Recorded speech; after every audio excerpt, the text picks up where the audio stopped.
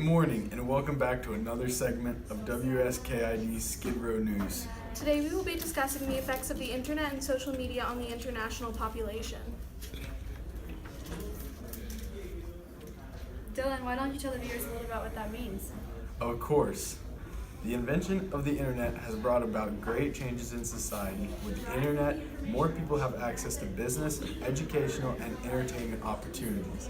All over the world, people can share ideas, cultures, interests, and so much more. With the click of a button, a person can share their opinions, experiences, and stories with millions of people. However, even with all the good that has come out of the internet, there are still many dangers to be aware of. The internet presents many dangers such as online predators, theft, and phishing. Online predators are extremely common all around the world. These predators can stalk kids and adults and even harass or abuse them. This is a common way people get kidnapped, sexually assaulted, and trafficked. In 2017, 14.2 million credit card numbers and 158 million social security numbers were exposed through data breaches.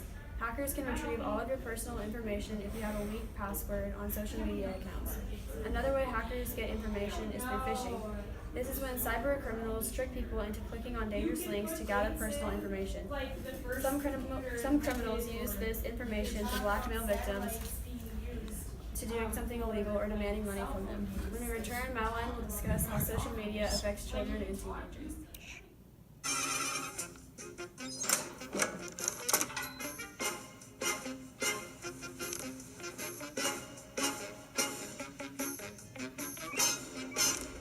With modern technology constantly evolving, a question on many parents' minds is how does this affect my child?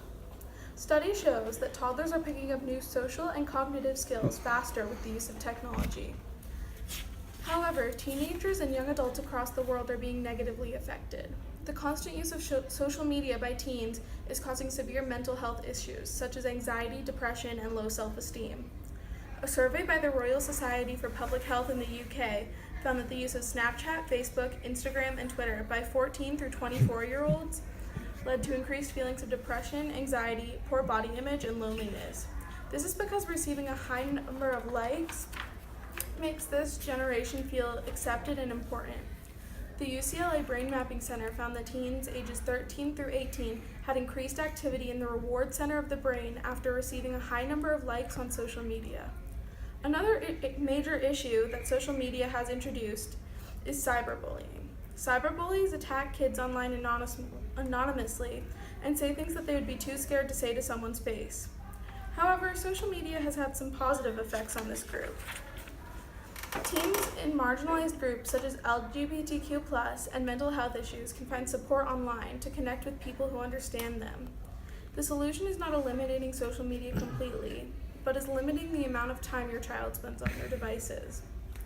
Next up, Bradley will discuss how the lack of the internet affects people in third world countries.